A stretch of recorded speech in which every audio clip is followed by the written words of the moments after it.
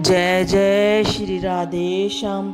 आज हम भाद्रपद कृष्ण अजा एकादशी की कथा कहेंगे। कुंती पुत्र युधिष्ठिर कहने लगे, हे जनार्दन, भाद्रपद कृष्णा एकादशी का क्या नाम है तथा उसकी विधि और महत्व में क्या है।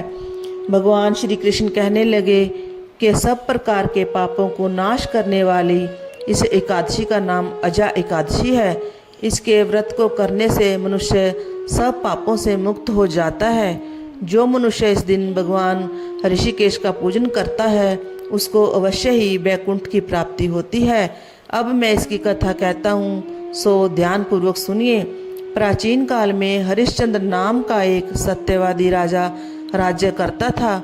उसने किसी कर्म के वशीभूत होकर अपना सारा राज्य व धन त्याग दिया, साथ ही अपनी स्त्री, पुत्र तथा स्वयं को भी बेच दिया।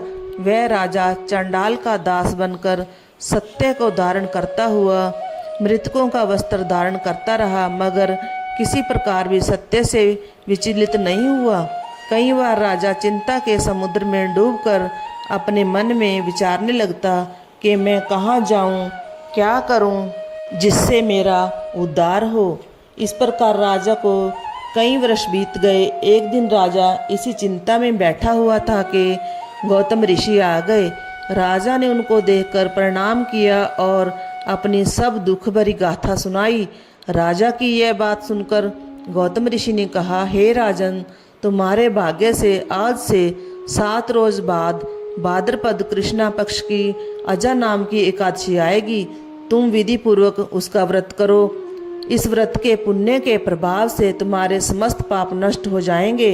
इस प्रकार राजा से कहकर गौतम ऋषि तो उसी समय अंतर्ध्यान हो गए और राजा ने उनके कथनानुसार एकादशी आने पर विधि पूर्वक व्रत व जागरण किया। उस व्रत के प्रभाव से राजा के समस्त पाप नष्ट हो गए। स्वर्ग में बाजे बजने लगे और पुष्पों की वर्षा होने लगी। उसने अपने मृतक पुत्र को जीवित और अपनी स्त्री को वस्त्र तथा आभूषणों से युक्त देखा। उस व्रत के प्रभाव से उसको पुनः राज्य मिल गया और अंत समय में अपने परिवार सहित स्वर्ग को गया। हे राजन, यह सब अजा एकादशी के प्रभाव से ही हुआ।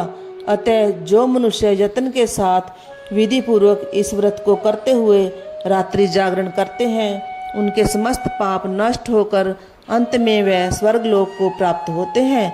इस एकादशी की कथा के श्रवण मात्र से अश्वमेध यज्ञ का फल प्राप्त हो जाता है। इस प्रकार एकादशी महात्म्य का 19वां अध्याय समाप्त हुआ। जय जय श्री राधे श्याम। बोलो एकादशी मैया की जय।